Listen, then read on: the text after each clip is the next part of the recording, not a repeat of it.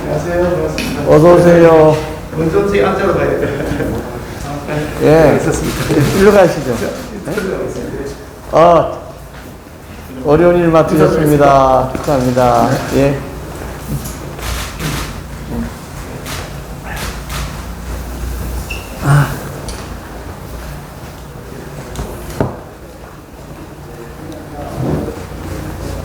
어디 인사청문회 하는 거예요? 아닙니다. 저는 어서 오세요. 저는 예. 백수로 돌아갑니다. 예. 예. 아유, 반갑습니다. 반갑습니다. 네, 네. 네. 우리 같이 와서 합시다. 네. 같이 와서 한번 합시다. 예. 같이 와서 한번. 네. 일로 오세요. 사진 한번 찍을까요? 네. 네. 예.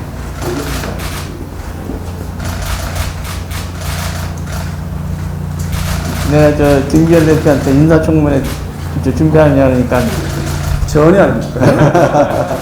인사청문회 제대로 고쳐주세요. 김 대표 인사청문회 오면 김 대표님 나오시면 제가 잘 받을 텐데. 네. 네, 맞습니다. 네. 진짜 열애가 안 가, 이래 가니까 등 돌리고 간다 그러더라고요. 그래. 열애 보고. 이렇게 돌아가면 등 돌린 영향으로. 그래서 열애 보고.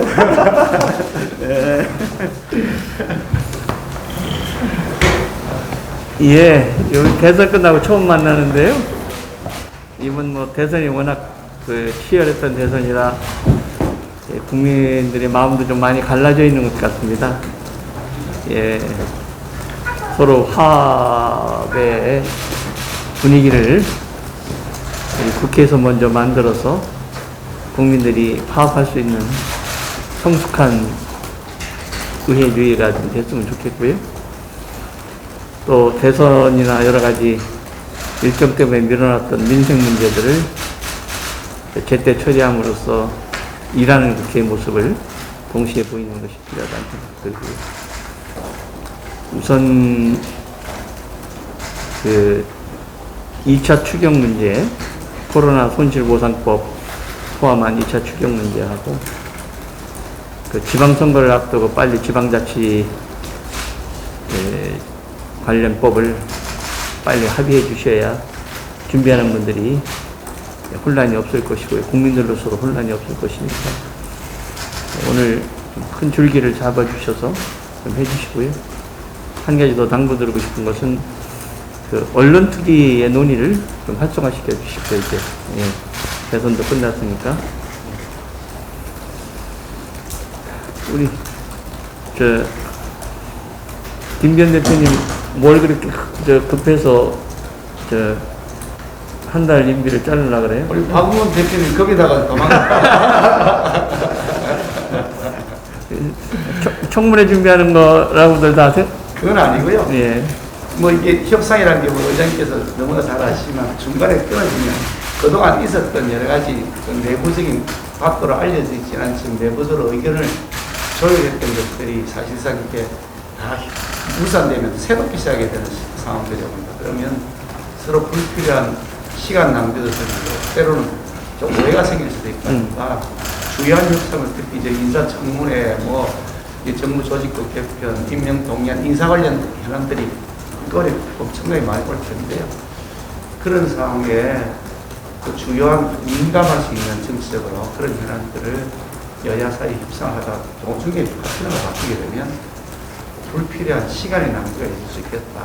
그래서 국정 운영의 효율성도 그렇고 국민들에 대한 대국민 서비스 차원에서 보더라도 효율성을 높이는 것이 바람직하다는 생각이 들어서 한 20일 정도 앞당겼는데 좀 아쉽긴 합니다. 이게 아이고가 그냥 계속 있을까 하는 생각도 했는데 그거는 또 선거 부사기 차원에서 내가 봐야 되지 않겠나 생각이 들어서 조금 의견을 내부적으로 구해봤는데 찬반 양론이 있었습니다. 그렇게 하는 게 국민이랑 도리다 이런 생각이 들었습니다. 뭐 어느 길을 갔으니 더 큰 길을 가실 것으로 기대가 되니까. 아닙니다. 저는 백이 선물하기 때문에. 저희 후임자한테 한 가지는 물려주시고 한 가지는 좀 하지 않으시면 좋겠는데요. 약속하면 지키는 것은 물려주시고 그 협상할 때 너무 깐깐하게 하는 거는 좀 물려주시면 하시기 바랍니다. 또 하나 물려드릴 게 있는 건데요. 예. 그렇지만 한 번도 저 국회를 파국으로 몰고 가거나 극한 배치 사원을 몰고 간 적은 없다. 그거는 제가 꼭 물려드리겠습니다. 그저께 제가 전직의장님하고 오찬을 했는데 박 회장이 제일 행복한 회장이다 그러시더라고. 어려운 문제들을 잘 합의해서 왔고 그동안 여야가 다 자기 입장을 양보하면서 소통을 통한 협치를 해주신 데 대해서 감사드리고요. 예. 마치 오늘 그만두는 것 같다. 예. 그러니까 어제 저도 찾아뵙고 이제 제가 이제 막 시작을 합니다만은 이제 임기를 종료를 이제 가까이 두고 계셔서 좀 아쉽다 이 말씀을 그때도 좀 드렸고요. 그러나 또 남은 또 우리 기간 있지 않습니까? 그래서 일주일가량 남은 또 3월 임시 국회는 또 유종의미를 잘 거둬주시고 정리하시지 않을까 싶고 지난 윤호중 또 원내대표님하고 여러 점에서 원만하게 또 우리 국회를 이끌어 주신 것에 대해서는 저희가 높게 평가를 하고요. 후임자가 누가 되시든지 간에 저도 기본적인 입장은 이 원칙 있는 이 협력 또 책임 있는 견제 이게 이제 야당으로서 우리가 준비해야 될 태도이고 자세라고 생각이 들거든요. 그런 속에서 어제 말씀드린 것처럼 충분하게 소통하면 우리가 못할 일이 어디 있겠습니까? 더구나 이제 지금 3월 국회가 이제 많이 남아있지 않은데 3월 9일 대통령 선거가 끝났기 때문에 아직도 누구를 지지했건 국민들은 각 당의 후보들이 국민들 앞에서 했던 말이 아마 귓가에 맴돌고 있을 겁니다. 그러니까 이번 3월 국회는 무엇보다 3월 대통령 선거에서 각 당의 후보들이 국민 앞에 약속했던 것들을 얼마만큼 지키려고 하는가를 좀 보여주는, 그래서 국회가 다시 한번 신뢰를 얻고 또 책임 정치를 실현하는 이런 이제 장으로 만들면 좋겠다. 그게 정권 교체기, 정권 이양기여서 좀 어수선한 부분이 있더라도 국회가 일하는 모습으로 또 책임지는 모습으로 좀 이렇게 신뢰를 좀 회복하는 길이 아닌가. 국민의 삶은 단절이 없지 않습니까?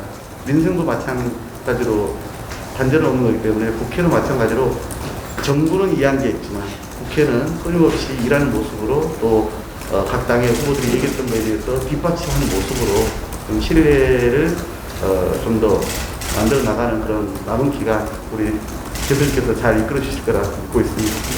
말씀을 좀 주셨으니까 말씀을 드리면 당연히 중단 없이 국회는 운영이 되어야 되고 또 민생 문제를 챙기면서 한치의 소란도 없어야 생각합니다.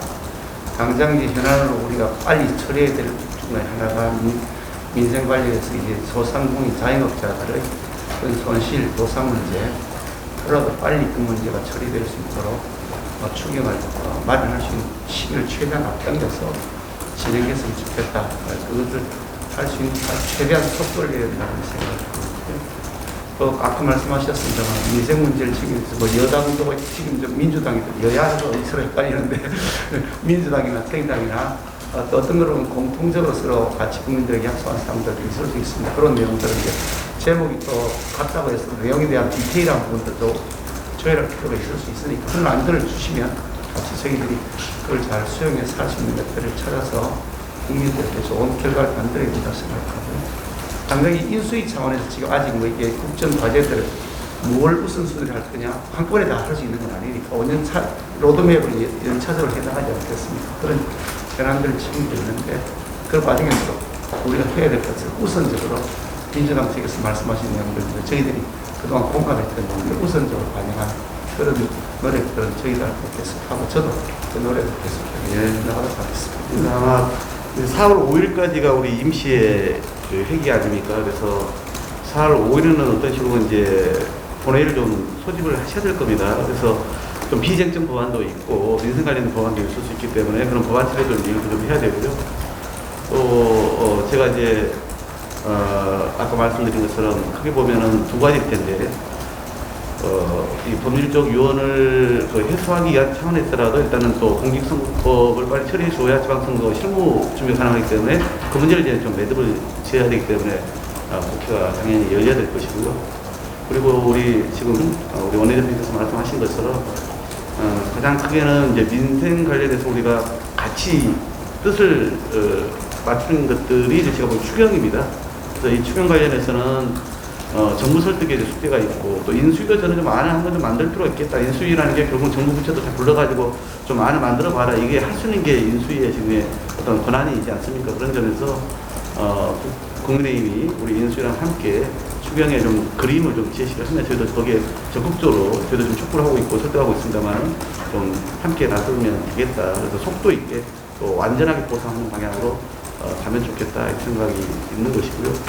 그리고 이 말씀드린 이제 그 4월 5일 본회의에서 공직선거법 부분은 저는 이 유언 문제 해소뿐만 아니라 지난 대통령 선거에서 윤석열 당선인도 말씀하셨고 또 안철수 인수위원장도 말씀하신 게 중대선거구제 소신이다 필요하다 두 분 다 말씀하셨잖아요. 그래서 저는 차제에 오히려 우리 민주당으로서는 사실은 손해되는 일이지만 이번 기회에 너무 양당의 어떤 독식 구조를 국민들 앞에 좀 내려놓는 모습을 통해서 다양한 목소리가 지방선거부터 좀 반영되는 그런 좀 구조를 만들어 보는 게 국민들께 더구나 이제 대선에서 이긴 정당으로서 좀 더 통크게 나아가는 모습이지 않을까 하는 그 생각을 좀 가졌습니다. 그리고 끝으로는 제가 이제 어제 공개적으로 좀 말씀을 한번 좀 드렸는데 마침 그 말씀을 또 우리 대표님께서 주시니까 제가 지난 5년 전 원내수석을 하고 이렇게 여러 번 왔었는데 그때도 여야가 공통공약을 어떻게 좀 해보자 하다가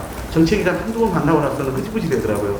아마 이제 내용을 들어가 보면은 실제 큰 의제는 같지만은 세부 주장은 달라서 그럴 수도 있습니다만은 저는 의지의 문제가 아닐까 싶거든요. 그래서 저희는 공통공약은 전적으로 저희가 흡결된다는 것은 결국은 국민의힘과 또 우리 윤석열 당선이 또 그 정부에 도움이 되는 길이라고 생각합니다. 그래서 공통공약 부분을 좀 더 조속히 양당의 좀 정책위장이나 정책 책임자들이 이제 만나서 실제 내용을 확인하고 우리가 뒷받침해 드려야 할 게 무엇인지 입법적으로 이 부분을 좀 본격적으로 논의하면 국민들께서 박수를 치지 않으실까라고 생각을 합니다.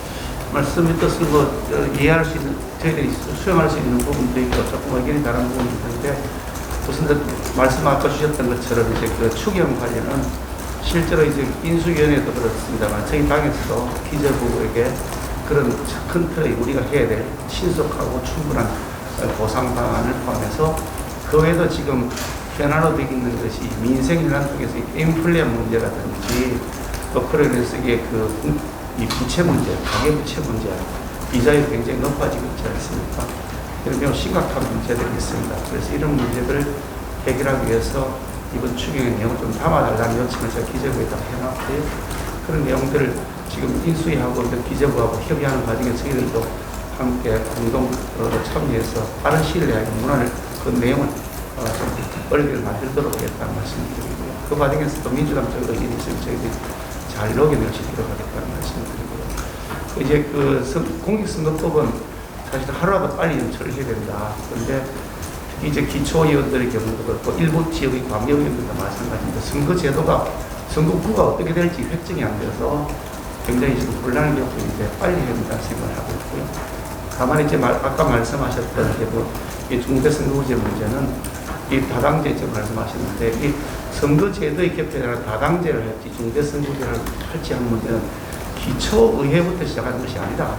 이거는 오히려 국가 통치체제 전체 큰 틀을 어떻게 운영할 것이냐. 그럼 국회의원 선거구는 어떻게 할 것이냐.